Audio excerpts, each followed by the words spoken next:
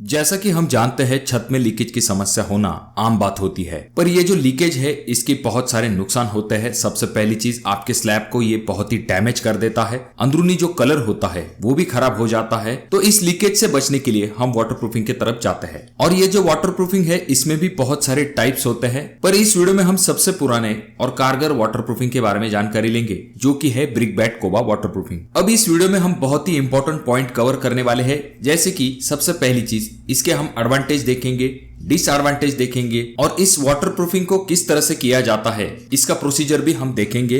और सबसे इंपॉर्टेंट चीज, वीडियो के एंड पार्ट में हम ये देखेंगे कि अगर आपको इस तरह का वाटरप्रूफिंग करना है तो आपको कितना खर्च आ सकता है और कौन सी ऐसी कंडीशन है जहां पर आपके लिए ये वाटरप्रूफिंग बेस्ट ऑप्शन होगा और कहां पर आपको इस वाटरप्रूफिंग को नहीं करना चाहिए। इन सभी चीजों के बारे में हम डिटेल से इस वीडियो में देखेंगे, जिससे कि आपको डिसीजन लेने में आसानी हो। तो इसीलिए वीडियो को पूरा जरूर देखें। चैनल पे अगर आप लोग नए आए हो तो चैनल को जरूर सब्सक्राइब कर दीजिए। तो आते हैं हमारे मेन पॉइंट की तरफ। सबसे पहले अगर हम बात करते हैं ब्रिक बैट कोबा ही क्यों, इसका सिंपल रीजन यही है कि ये जो वाटरप्रूफिंग मेथड है ये सालों साल से इस्तेमाल की जा रही है। ये ट्रायल एंड टेस्टेड मेथड है। बहुत सालों से इसका इस्तेमाल करने की वजह से इसके रिजल्ट भी हमारे सामने होते हैं। यानी कि आप ऐसे भी मकान देख सकते हैं जिनके ऊपर ब्रिक बैट किया गया है और सालों साल तक जो है वहां पर लीकेज की समस्या नहीं है। इस वजह से इस चीज को रेकमेंड किया जाता है। हाल फिलहाल में केमिकल वाटरप्रूफिंग और अदर वाटरप्रूफिंग के ऑप्शन होते हैं, परंतु उनके रिजल्ट जो है सालों साल तक के जो रिजल्ट है वो अभी तक सामने नहीं आए। इस वजह से ब्रिक बैट कोबा यहाँ पर बाजी मार लेता है। दूसरी चीज अगर हम बात करते हैं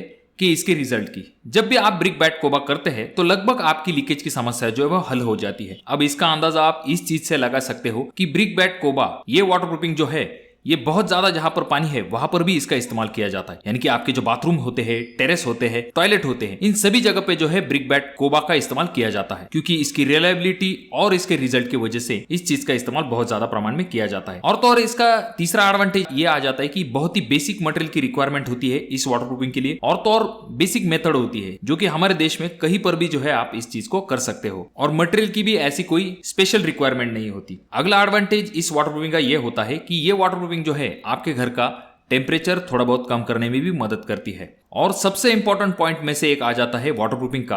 अब ये जो ब्रिक बैट कोबा वाटरप्रूफिंग जो है ये आपके छत को न सिर्फ लीकेज से बचाएगी, बल्कि कड़ी धूप जो गिरती है आपके छत के ऊपर उससे भी आपके छत का प्रोटेक्शन करेगी, जिस वजह से आपका घर जो है वो सालों साल तक मजबूत रहेगा। और जैसा कि आपको पता है, अगर आपके छत के ऊपर लीकेज की समस्या शुरू हो जाती है, ऐसे वक्त में आपके जो सरिये होते हैं उनमें जंग की शुरुआत हो जाती है, और जंग जो होता है वो सरिये का सबसे बड़ा दुश्मन होता है। तो इस लीकेज से बचाने का काम भी आपका ब्रिक बैट कोबा करता है। अब हम बात करते हैं ब्रिक बैट कोबा की लिमिटेशंस की। अब इसका सबसे मेन डिसएडवांटेज ये आ जाता है कि ये बहुत ही पुरानी मेथड है, तो इस मेथड में अच्छा खासा डेड लोड जो है आपके स्लैब के ऊपर बढ़ जाता है। यानी कि आपके स्लैब के ऊपर वजन बढ़ने का काम इस वाटरप्रूफिंग की वजह से होता है। और अगर हम बात करते हैं दूसरे डिसएडवांटेज की, तो वो ये आ जाता है कि इसका कॉस्ट बहुत ही ज्यादा होता है। अगर हम कंपैरिजन करेंगे तो 50 से लेके 70 रुपए स्क्वायर फीट के हिसाब से आपको इसको बनाने का खर्च आता है। और अगला और तीसरा डिसएडवांटेज इस वाटरप्रूफिंग का ये आ जाता है कि इसके लिए आपको थोड़ा सा टाइम लगता है। यानी कि जो कोई भी प्रोसीजर होती है उन्हें फॉलो करने में, और तो और क्यूरिंग पीरियड, इन सभी चीजों में थोड़ा सा समय आपको लगता है। तो ये तीसरा डिसएडवांटेज इस वाटरप्रूफिंग के साथ आ जाता है।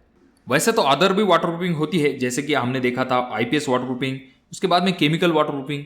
केमिकल वाटरप्रूफिंग के भी अपने और टाइप्स होते हैं। इन वाटरप्रूफिंग के बारे में किसी और वीडियो में हम देखेंगे। अब फिलहाल हम जो है ब्रिक बैट वाटरप्रूफिंग करने का प्रोसीजर देख लेते हैं। सबसे पहला स्टेप ब्रिक बैट कोबा करने का यह होता है कि आपको सरफेस क्लीन कर लेना है। यानी कि जो आपका स्लैब है उसके ऊपर जो कोई भी धूल, रेत या फिर सीमेंट की पपड़ियां जो कि प्लास्टर करते समय गिर जाती है, उन सभी को एक बार से आपको क्लीन कर लेना है। पहली चीज तो आपको छेनी हथौड़े की मदद से छोटी छोटी पपड़ियों को निकाल लेना है। उसके बाद में झाड़ू का इस्तेमाल करते हुए इसे साफ कर लेना है। उसके बाद में आपको हल्का पानी देने के बाद वहां पर जो डस्ट बची होगी उसको भी साफ कर देना है। देखिए, क्लीनिंग के तरफ आपको खास करके ध्यान देना है। 1-2 दिन अगर आपके क्लीनिंग में जाते हैं तो भी कोई गलत बात नहीं, क्योंकि अगर आप सभी चीजें अच्छी इस्तेमाल करेंगे परंतु जो डस्ट या फिर धूल जो बच जाएगी पीछे, जिस वजह से प्रॉपर बॉन्डिंग नहीं हो पाएगा, तो इसके लिए आपको क्लीनिंग की तरफ खास करके ध्यान देना है। दूसरी चीज, जब आपका क्लीनिंग हो जाता है उसके बाद में आपको बेस कोट अप्लाई करना है। सीमेंट स्लरी और केमिकल, इन चीजों का इस्तेमाल करते हुए आपको बेस कोट दे देना है, जिससे कि जो कोई भी छोटे छोटे क्रैक्स होंगे वो पहली चीज तो फील हो जाएंगे। और जब आपका बेस कोट खत्म हो जाएगा उसके बाद आपको जो है सीमेंट मोर्टार और ब्रिक जो है उन्हें प्लेस कर लेना है। जब भी आप ईंटों को लगाएंगे वहां पर आपको इस चीज की तरफ खास करके ध्यान देना है कि लेवल की तरफ आपको ध्यान देना है। जो कोई भी आपके रेन वाटर पाइप होंगे वहां पर आपको प्रॉपर तरीके से ईंटों में ही पहले स्लोप दे देना है। ये नहीं कि आपका जब फाइनल कोट होगा तब आप स्लोप देंगे, उसके वजह से होगा ये कि बहुत ज्यादा माल आएगा। तो इस चीज के तरफ भी आपको ध्यान देना है कि जब आप ईंटें लगाएंगे तभी आपको प्रॉपर तरीके से स्लोप देना है। और जो ईंटें होंगी उनके बीच में 15 से लेकर 20 mm तक का गैप होना चाहिए। जो ईंटें आप इस्तेमाल करेंगे वो एक तो ज्यादा पकी हुई नहीं होनी चाहिए, यानी कि हल्के जामुनी कलर वाली नहीं होनी चाहिए, और तो और वो अच्छी गीली होनी चाहिए। अगर वो ईंटें गीली नहीं है, ऐसे वक्त में वो जो है मोटर में से पानी खींच सकती है, जो कि अगेन आपके वाटरप्रूफिंग के लिए अच्छी बात नहीं होती। तो इस वजह से ईंटों को जो है अच्छा गीला करके इस्तेमाल कीजिए। और यहाँ पर आपको प्रोपोर्शन लेना है 1:5 का। यहाँ पर 1 इज सीमेंट और 5 इज सैंड। तो ये प्रोपोर्शन जो है आपके वाटरप्रूफिंग के लिए सही होगा। ओवरऑल आपके जो ब्रिक बैट कोबा की थिकनेस होगी वो 125 mm से ज्यादा मत रखिए। जितनी ज्यादा थिकनेस बढ़ती जाएगी उतना ज्यादा आपके स्लैब के ऊपर लोड बढ़ता जाएगा। इस वजह से जितना आप थिकनेस को कंट्रोल में रखेंगे उतना आपका डेड लोड जो है वो कम होगा। ब्रिक बैट कोबा की थिकनेस बढ़ने का सबसे मेन रीजन में से एक हो जाता है कि स्लोप देते समय बहुत लंबा अगर स्पैन है तो वहां पर थिकनेस बहुत ज्यादा बढ़ जाती है। जब आपका ब्रिक का कोट हो जाता है, यानी कि सेकंड कोट हो जाता है, उसके बाद कुछ लोग जो है वो फाइबर के शीट्स का इस्तेमाल करते हैं। हालांकि ये चीज आपके ऊपर डिपेंड करती है। कुछ जगह पे इसका इस्तेमाल किया जाता है तो कुछ जगह पे डायरेक्टली जो है वो फाइनल कोट अप्लाई कर दिया जाता है। उसके बाद हम बात करते हैं आपके फाइनल कोट की, जिसे कि सीमेंट घोटाई भी कहा जाता है।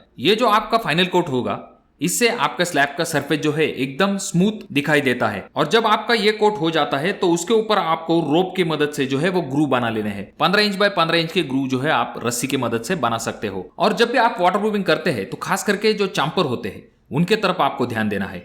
ये चीज जो आप आगे देख रहे हैं इसे चैम्पर कहा जाता है। तो इस चीज के तरफ भी आपको खास करके ध्यान देना है। इस चीज को आपको अवॉइड नहीं करना है। और अगर हम बात करते हैं इसके क्यूरिंग पीरियड की, तो दूसरे दिन आने के बाद आपको जो रेन वाटर पाइप है उनको बंद करने के बाद उसके ऊपर आप पानी जो है उसे स्टोर करके रख सकते हो। हालांकि 1.5 से लेकर 2 इंच तक आप जो है उसके ऊपर पानी स्टोर करके रख सकते हो। पानी अगर आप 10 से लेकर 15 दिन तक वाटरप्रूफ के ऊपर स्टोर करके रखते हो तो इससे अच्छा क्यूरिंग जो है वाटरप्रूफिंग को हो पाएगा। तो ये था ब्रिक बैट कोबा करने का टोटल प्रोसीजर। अब हम बात करते हैं सबसे इंपॉर्टेंट पॉइंट की, जो कि आ जाता है कि आपको इस चीज को कहां पर नहीं करना चाहिए, और उसके बाद हम देखेंगे कि कितना कॉस्ट आता है। अगर आप मकान बना रहे हो और 4-5 साल बाद अगर आप ऊपरी मंजिल बनवाने वाले हो तो ऐसे वक्त में आप जो है ब्रिक बैट कोबा अपने छत पर मत कीजिए, क्योंकि इससे आपका अच्छा खासा पैसा खर्च हो जाएगा। दूसरी चीज, जब आप इसे निकालने को जाएंगे तो ये निकालने में भी बहुत ज्यादा तकलीफ देता है। अगर आपका घर बहुत ज्यादा पुराना हो चुका है जो कि और ज्यादा लोड नहीं ले सकता, ऐसी जगह पर भी आपको